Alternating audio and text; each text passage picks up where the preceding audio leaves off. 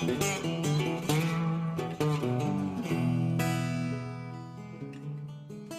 everybody, welcome back to our channel. I'm Tori Clark. Today we've got a mixed bag for you. We're going to ID some edible plants, some poisonous plants, some mushrooms, get a few hints along the way, and a whole lot more. So come for a closer walk with me and see what we can see. So in the last episode of Totally Amazing Mushrooms, I put out a call to action regarding these mushrooms growing out of a biomass. And one of my amazing subscribers answered that call to action. This is Clytosabe sclerotoidea.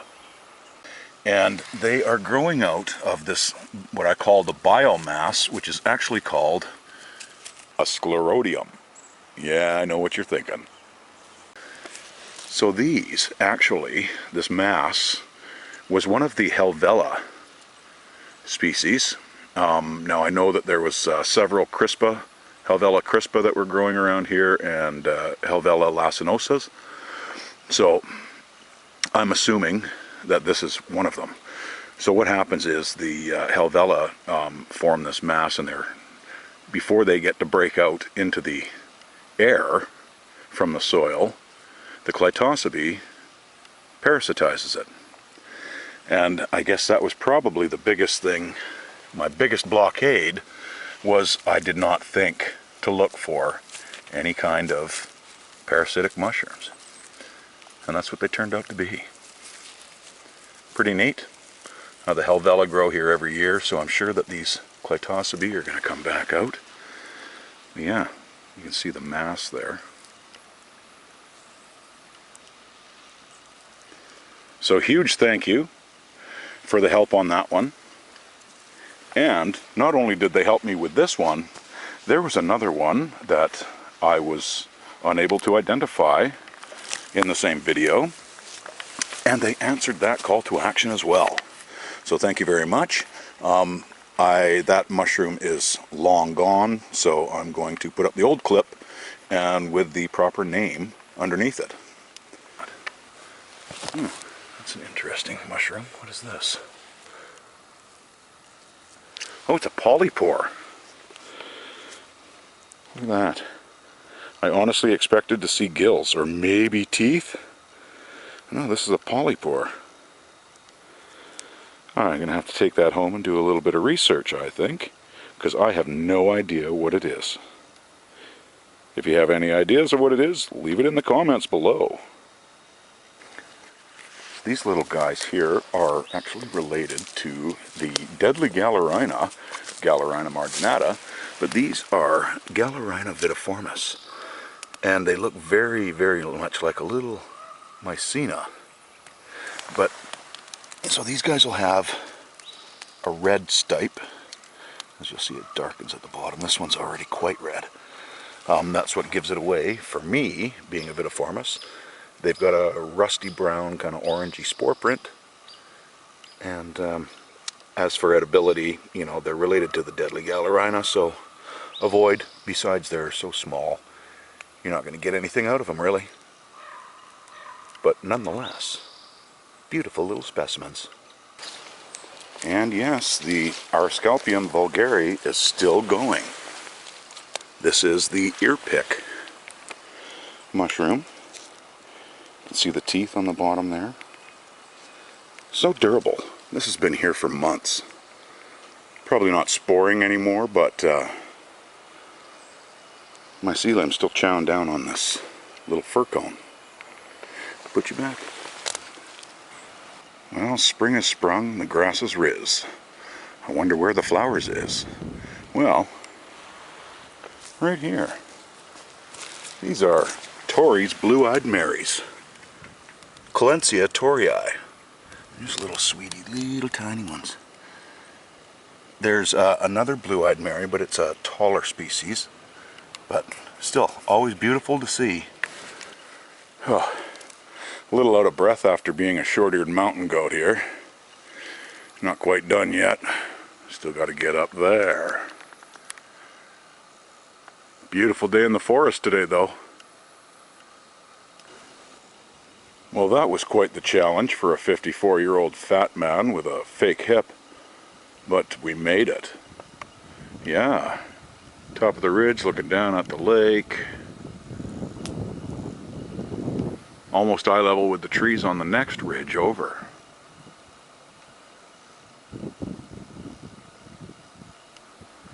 Amazing, but extremely steep. I've actually finally caught my breath. And not a lot of mushroom foraging today, at least not where I'm at. But you know, there's so much beauty out here. You've got all this Oregon grape, the dwarf Oregon grape. This is Berberis nervosa. Right over here we have the shalal, Galtherium shalon. This is going to have berries as well. These are totally edible. And then we have the big old sword fern, Polysticum manitum. It's a weird spelling. It's actually spelled polystichum, but pronounced Polysticum. And these guys have spores on the underside. I don't know if they've formed yet. It's kind of early in the year. Oh, they have. Look at that. All these little packages here are called sori. And they are what holds the spores. And eventually those will sporulate and send them off into the forest to grow new ones. Let's see what else we can find. And this here, you're going to see, are the fiddleheads of the fern, the sword fern. These beautiful little things. Oop, that one broke off. Okay, so, kind of look like a snail shell. And they got all this papery material all over them. They are considered edible, but they've got to be young like this, and you really have to be very careful of amount that you intake, because they can the toxins can build up in your system. So once again, you know, you just got to be careful out there. In all honesty, I was out looking for, well, in the hopes that I was going to find morels, but I think the ground temperature is not quite warm enough yet. I think it has to be 10 degrees on the ground, and I think we're still at around 6 or 7. But I have to get through the coniferous forest to get to the deciduous forest. This is what I love about the ridge. As you look down on the lake through all the splendor of the trees and undergrowth.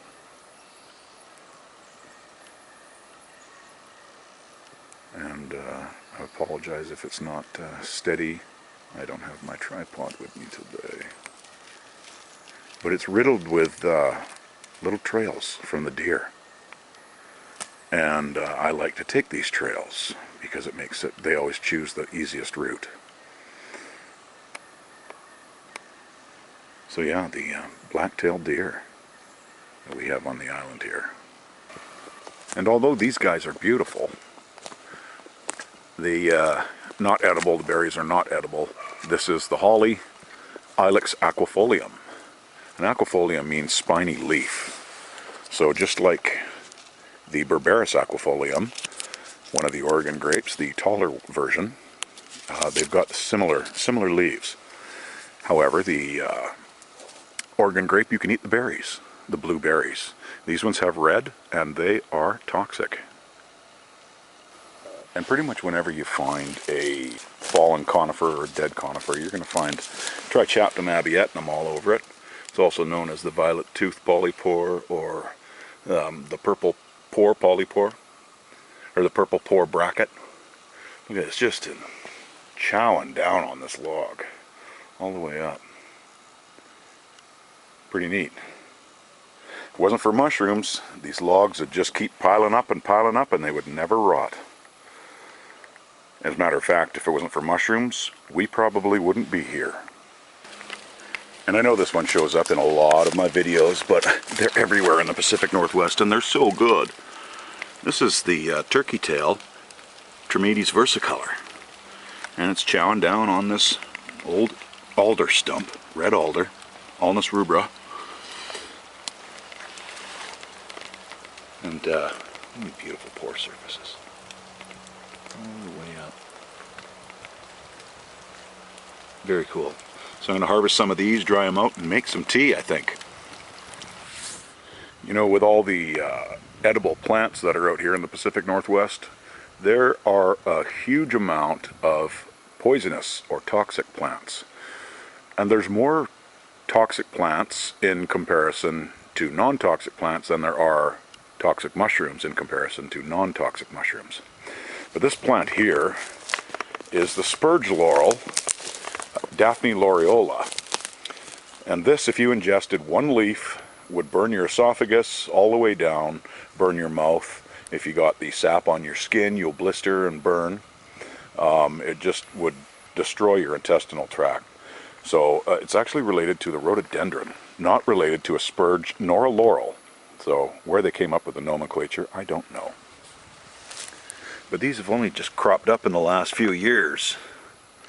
And you can see it's trying to bloom at the moment.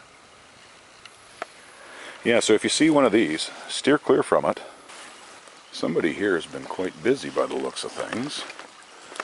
We've got some cedar trees here that get hollowed out in the center. So a lot of the lowland cedars, western reds, Thuja plicata, get stump rot, and you can see that the woodpeckers have been very busy on this tree. You can see all the old holes and then the brand new one that they've been working on. See if I can zoom in a bit here, but it seems not working. Nonetheless, busy. So it might be the northern flicker, and we've got two variants there. We've got the yellow shaft and the red shaft. It could very well be the hairy, it could be the downy, and it could be the pileated woodpeckers. Nonetheless, the great thing about these holes that they leave, they're usually looking for bugs. Sometimes they're making nests, but the ones that they vacate, all the smaller birds like the chickadees and the nuthatches and whatnot, they utilize these for their nests over the summer. Pay it forward. And here's another Gallerina Vaporis, little guy growing out of the moss. You can see the red Stype, hopefully. Oh god. Okay. There we go, now you can see the red Stype. Yeah, and it's right on this rock with the moss here, and right beside it is the pelt lichen, Peltigera canina. This is one of the many nitrogen fixers in the forest. Take the nitrogen out of the air and fix it into compounds that can be used by itself and other organisms. Beautiful. And this is another thing you're going to find all throughout the Pacific Northwest, are the mosses, or the bryophytes. There's so many different species of them, and they're just, the whole forest floor is coated with it. Now a lot of the mushrooms love moss, Entelomas being one of them.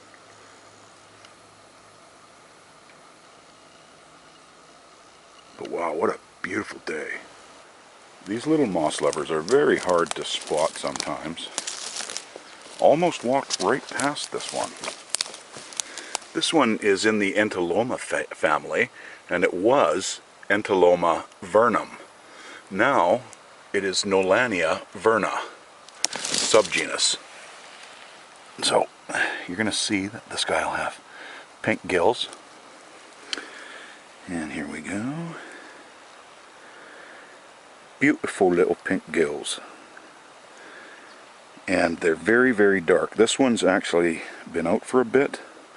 It was darker, and they have almost kind of a satiny finish.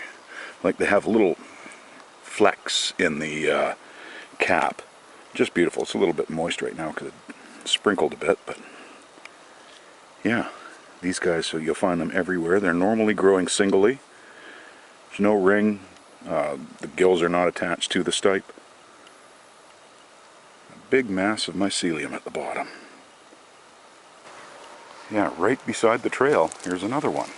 So easy to miss. Here's a big old dead, old growth Douglas fir, Pseudosugga menziesii.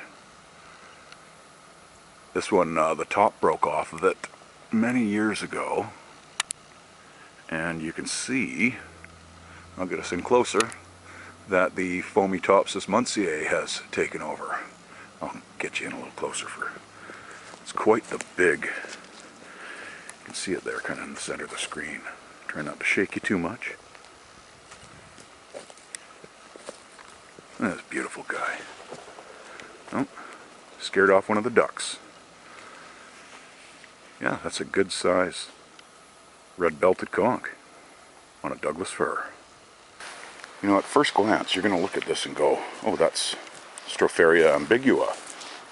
And I thought it was too, until I made some closer inspections here. One thing about the ambigua is it's going to have loads of this veil material hanging down. Now this stuff can wash off with age. This is not the oldest mushroom out here, but upon these inspections, the other thing that really got me is there is no ring on this one.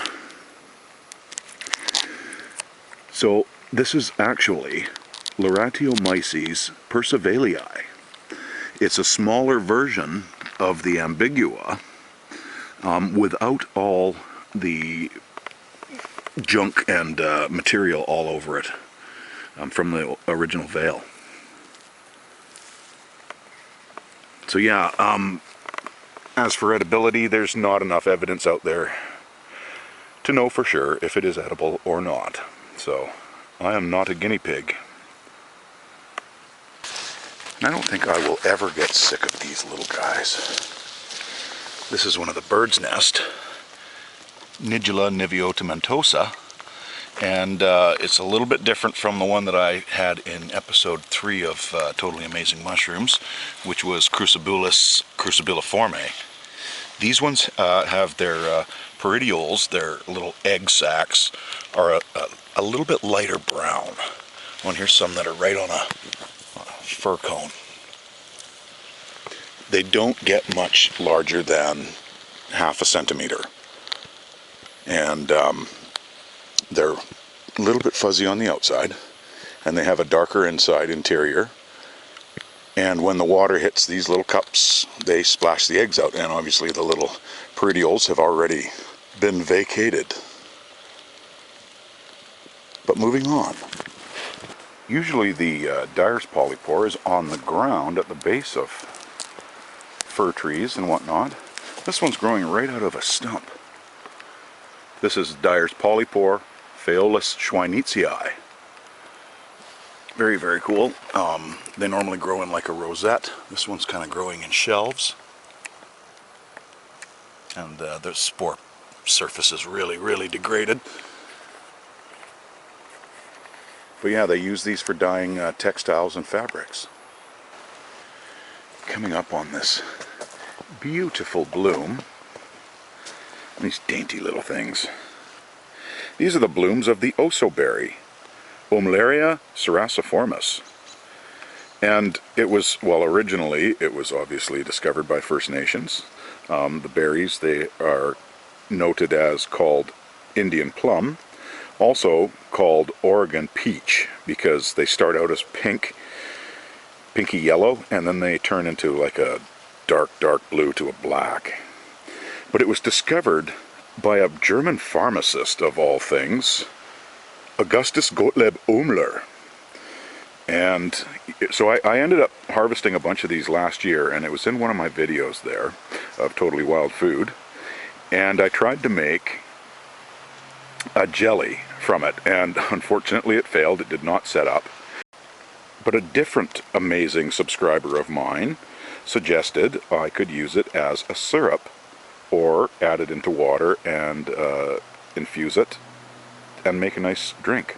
And I did that. And the syrup turned out so good. And the drink was nice too. But I gotta say, so, you know, if you fail at one thing, you know, it might be able to be used as something else. You know, haste not, waste not. But yeah, these guys will be a while before they start bearing fruit. But when they do, I'll be ready for them. Coming through the swampy area, I met up with this little friend here, Mr. Froggy Waggy.